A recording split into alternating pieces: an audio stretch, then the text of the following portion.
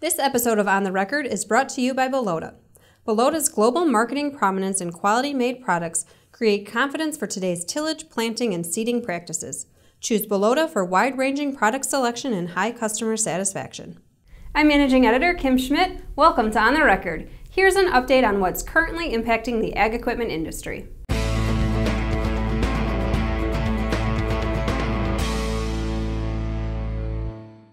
It's not often that news coming from Deere Company's Construction and Forestry division overshadows its agricultural activities.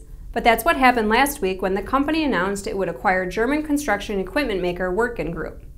Deere announced it is buying the privately held international manufacturer of road construction equipment for $5.2 billion in cash, including assumed debt. The Wirtgen Group had sales of 2.6 billion euros in the year ending December 31, 2016. Deere says the acquisition improves its Construction and Forestry division's strategic position to be a global top 3 player and enables Deere to serve the entire road construction process and provides construction division global distribution options and enhanced emerging market capabilities. In addition, Max Gwynn, president of Deere's worldwide Construction and Forestry division, said spending on road construction and transportation projects has grown at a faster rate than the overall construction industry and tends to be less cyclical. While expanding its construction equipment lineup, analysts say the acquisition will help to reduce Deere's exposure to the agriculture equipment business. A Reuters report cites comments by William Blair analyst Lawrence DeMaria, who said the acquisition will help Deere diversify its business, which has been heavily reliant on agriculture, while improving the distribution of its North American-centric construction business. While there are growth opportunities, this allows for greater scale in construction markets and extends the equipment portfolio. According to a presentation to investors, Deere said its 2016 ag and turf operations accounted for 79% of net sales, while construction and forestry equipment brought in 21% of equipment revenues. The company is projecting net sales from construction and forestry will increase to 30%, while ag and turf's share will fall to 70%. This week's dealer on the move is Ag Pro Companies. The John Deere dealership group has acquired Kohl's equipment in Dalton, Georgia. The group also recently opened a new store in Jacksonville, Florida, serving the rural lifestyle market. AgPro now has a total of 49 stores and as of this year sits at the number 2 spot on Ag Equipment Intelligence's Big Dealer list. It is John Deere's largest North American dealer group in terms of store locations.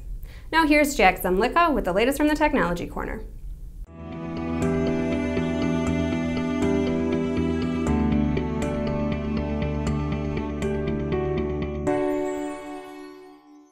Thanks, Kim. Dealerships tend to be adept at selling, whether it's machinery, parts, or service. But talking with precision farming managers, one area that is often an afterthought in their department is the need to sell themselves. With an increasingly competitive precision market, savvy dealers are effectively marketing the performance of their precision team to positively impact the bottom line of the business. Establishing a reputable and reliable brand for a precision business starts by defining the objectives of the department, says Kevin Deppes, part of the management team at Ritchie Implement, based in Cobb, Wisconsin. Before establishing a marketing strategy, he says it's worth answering a few pointed questions, including, what do we want ourselves to represent? Where is that going to take us? What is the need of our marketplace? And can we make money? Is it profitable? For Ritchie, it was a matter of communicating a comprehensive marketing message versus taking too narrow of an approach. We looked in the mirror. Who do we want to be? Can we put this as a standalone business? No. We just couldn't. It didn't work with what we were. We sell Ritchie Implement. We don't sell whole goods. We don't sell service. We don't sell parts. We sell the whole dealership.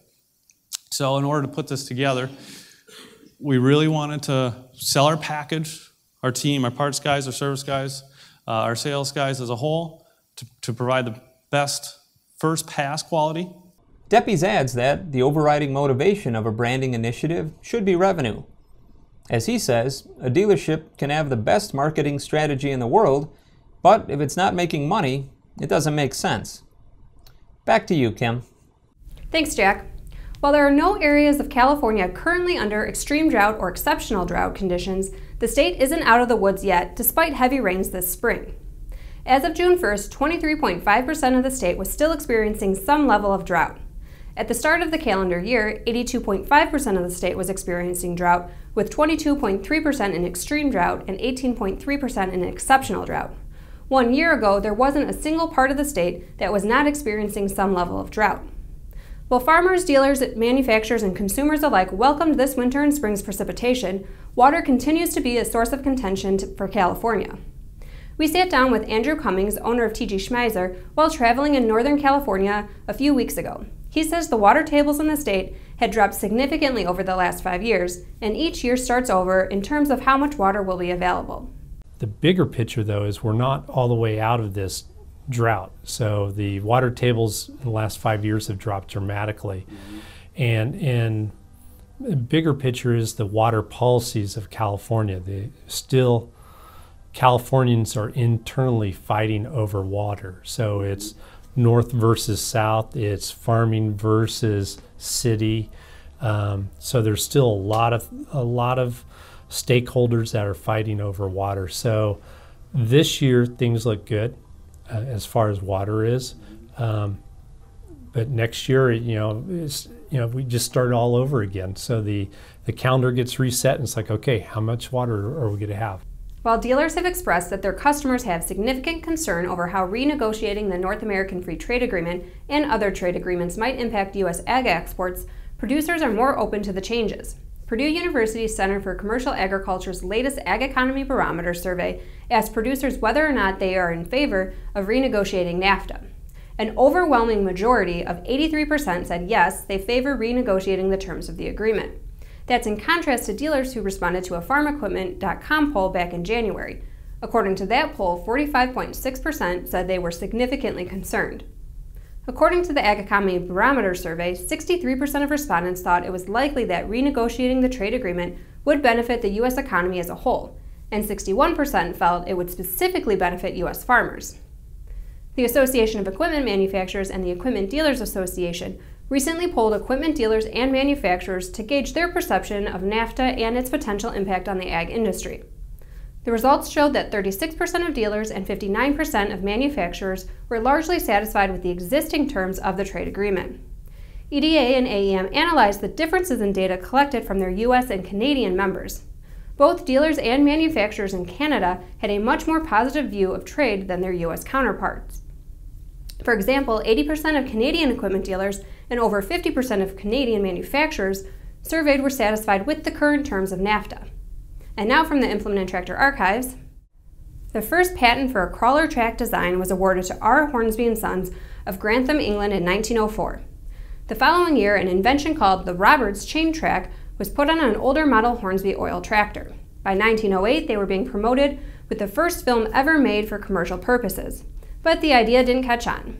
Hornsby eventually sold the patent rights for his chain track to Benjamin Holt and Holt Manufacturing Company for $8,000 in 1914, just as World War I was starting. The word caterpillar was first applied to a Holt machine in 1905 when the company's photographer Charles Clements exclaimed, "If that don't look like a monster caterpillar." He labeled the negatives of the film Caterpillar, and Holt eventually took on the name as his trademark, registering it with the U.S. Patent Office in 1910. As always, we welcome your feedback. You can send comments and story suggestions to kschmidt@lestermedia.com. Until next time, thanks for joining us.